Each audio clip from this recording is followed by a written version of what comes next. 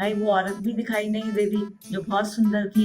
लगता है वो तो ग्वारचा मैया ही थी जो हमारे साथ व्रत मनाने आई थी। अच्छा। तो फिर क्या होता है, फिर सारी औरतें इकट्ठी होके जो साड़ी हमने फेरों के टाइम पहनी होती थी ना, वही साड़ी करवा चौथ वाले दिन पहनती थी सुहाग में।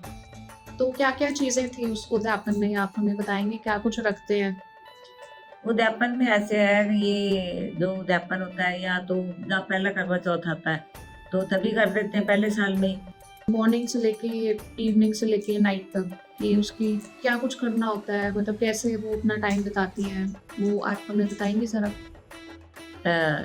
तब पहले और अब में कोई ज़्यादा खास फ़र्क नहीं है। कोई चीज़ काटनी नहीं चाहिए, जैसे सब्ज़ी काटनी है, चाकू से वो चीज़ ना काटो, कैंची से ना करो। अगर कोई सोया हो तो उसको जगाओ नहीं।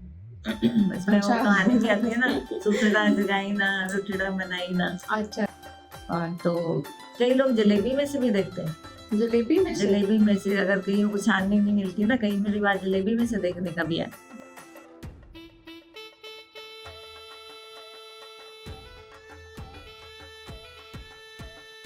नमस्कार, मैं प्रगति शर्मा। स्वागत करती हूँ आपका हमारे चैनल कल्चर ऑफ इंडिया में।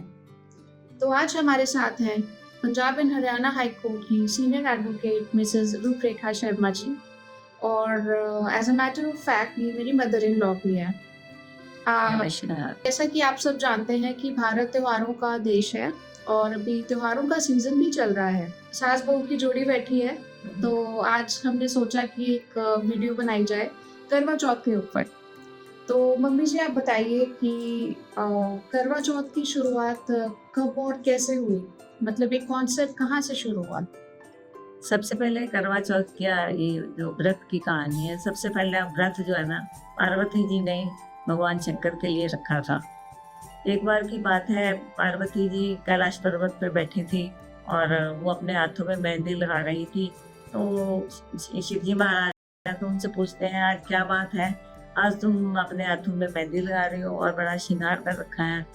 तो पार्वती जी उन्हें कहती हैं, भई ये मैं करवा चौथ का व्रत कर रही हूँ आपके लिए, और आपकी सुख समृद्धि के लिए, ताकि उस तो कहते पर ये मैं व्रत जो है ना, ये मैं धरती पे जाके मनाना चाहती हूँ। अच्छा। तो शिव जी महाराज ने कहा, जैसे आपकी इच्छा। तो फिर गौरा मैया पृथ्वी पर आती हैं एक साधारण औरत का रूप धर के, तो एक गाँव में आती हैं। तो गाँव में उस दिन करवा चौथ का व्रत बाकी औरतें भी रख रही होती हैं। तो उन औरतों में जब वो शाम का टाइम होता है तो कथा सुनने सारी जाती हैं। तो वो भी पार्वती मैया भी जो है ना तैयार होके तो ये घर के आगे खड़ी होती हैं। तो जो औरतें कथा करने के लिए जा रही होती हैं मंदिर में, तो वो उसको भी कहते हैं, भी इस औरत को तो ये बहुत खूबसूरत औरत है, इसको हमने पहले कभी नहीं देखा, तो चलो इसको भी बुलाते हैं, भी चलो तू भी चल कथा सुनने के लिए। तो लेडीज जो होती हैं, दो औरतें उन मैया के पास आती हैं, तो उन्हें कहती हैं, लगता है आप इस गाँव में नई आई हो, तो तुमने भी करवा चौथ का व्रत रखा है? तो उसने अच्छा। बोला, भई हाँ, मैंने भी करवा चौथ का व्रत रखा है। हुँ। तो वो बात 2 औरतें कहती हैं, भी चलो फिर आप भी कथा सुनने हमारे साथ चलो। तो वो कहती है चलो।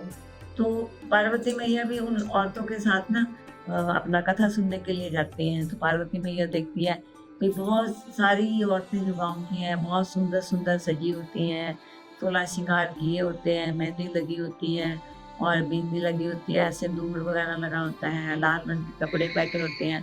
तो पार्वती मैया को ना बड़ा अच्छा लगता है, कथा सुनती हैं करवा चौथ की। तो जब शाम का टाइम आता है, तो चंद्रमा को अर्घ देने का, तो उस टाइम क्या होता है, सारी औरतें जो है ना चंद्रमा का इंतज़ार कर रही होती हैं कि अब चंद्रमा निकलेगा तो हम उसको अर्घ देंगी।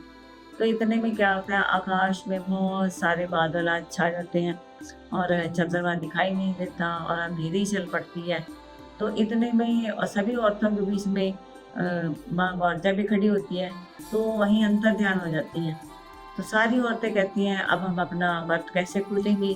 भाई चंद्रमा निकला नहीं, हम अर्घ कैसे देंगी और हम व्रत कैसे खोलेंगी? सारी कहती हैं, भाई वो औरत भी दिखाई नहीं दे रही जो बहुत सुंदर थी।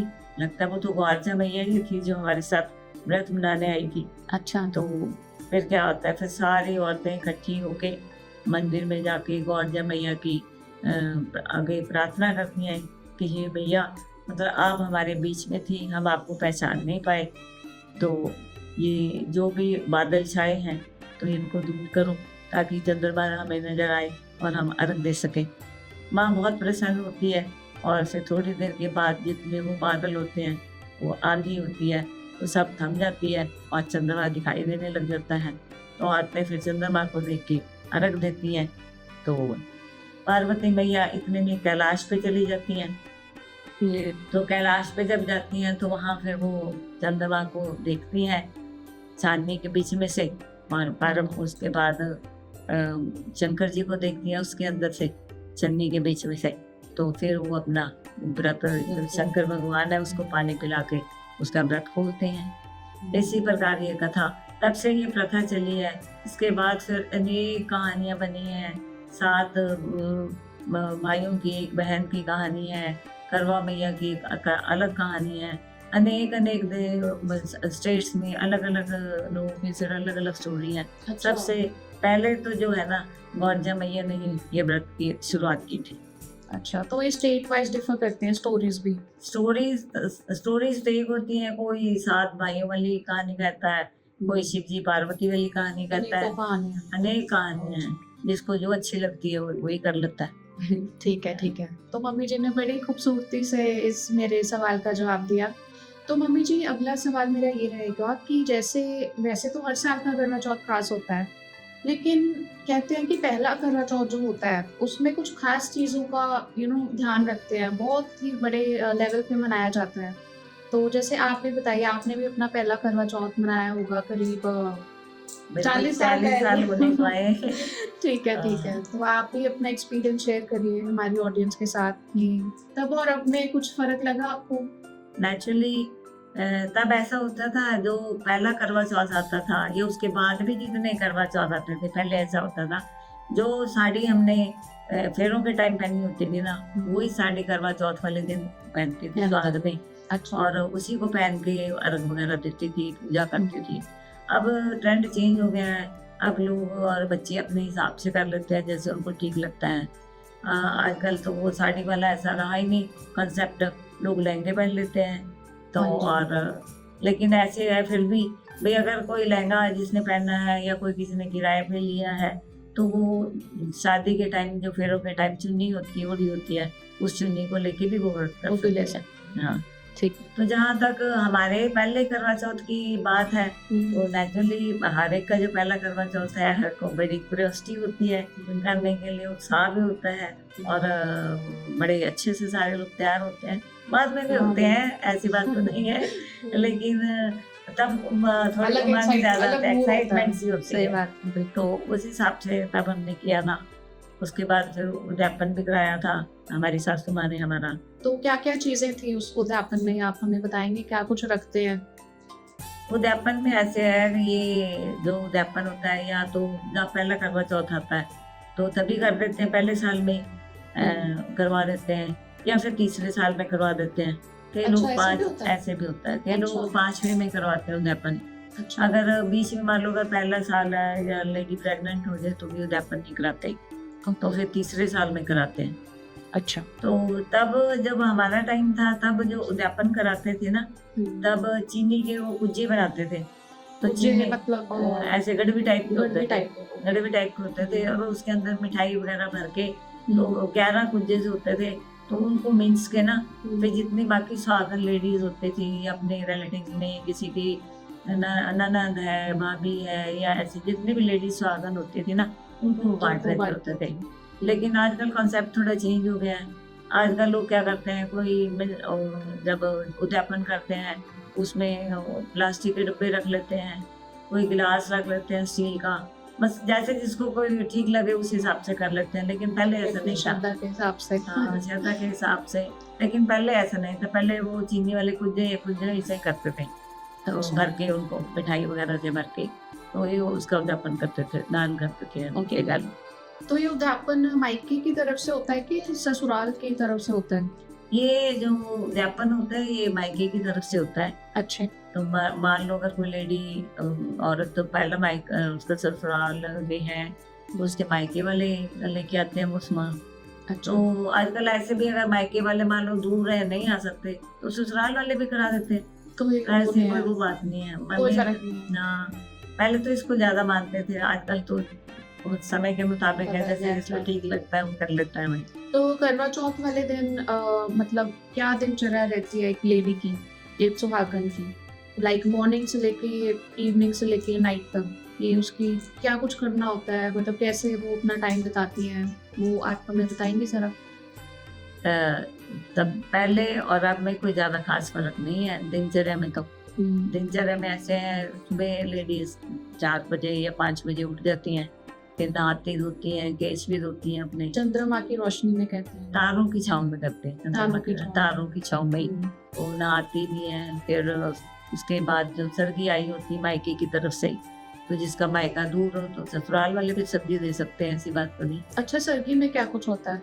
सर्दी में खाने पीने का ही सामान होता है, फ्रूट होते हैं, मिठाई होती है, अच्छा, मठियाँ होती हैं, दूध पी लो, चाय पी लो, वो क्या बोलते हैं, वो फेनिया जो बड़ी स्वाद लगती सेवियाँ है। होती हैं दूध में डाल के, वो भी खाते हैं। हम्म, तो अर्ली मॉर्निंग सुबह उठते हैं तारों की छाँव में, उठ के तो क्या नाम नहा धो के अपना थोड़ा मेकअप वगैरह करके श्रृंगार करके माँ गौरजा की थोड़ी आराधना करते हैं, नए धूप दीप जलाते हैं, उनको जो प्रसाद हमने खाना होता है वो उनके आगे भी अर्पण करते हैं, तो वो खाते हैं। तो उसके बाद सारा दिन जो है ना निर्जला रहा जाता है, पानी भी नहीं पीते। अच्छा, तो शाम को फिर कथा करने के बाद ही जो है ना अर्घ दे के फिर बाद में ही खाना खाते हैं। अच्छा। तो कथा भी सुनी जाती है ना? तो कथा का समय क्या होता है?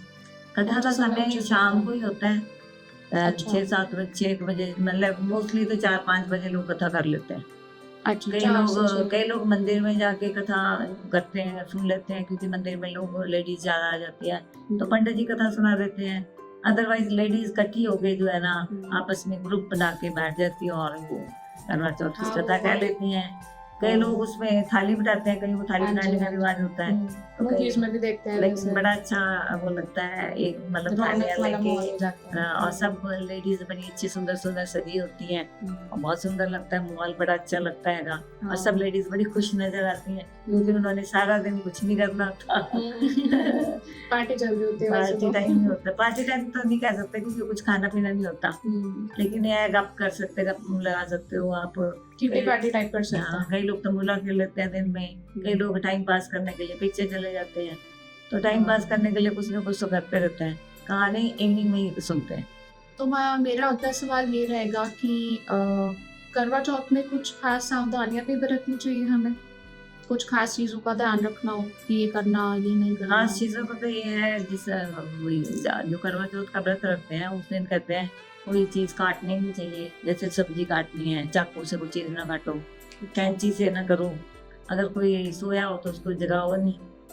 इसमें वो अच्छा। कहानी कहती है ना, सुतड़ा जगाई ना रुठड़ा मनाई ना। अच्छा, तो मतलब अगर कोई बांध के मंजी टूटी हुए तो उसको बुनते भी नहीं है, अच्छा। तो ऐसी मान्यता है। तो वही है कि तो आप मानते हो इन सब चीजों को?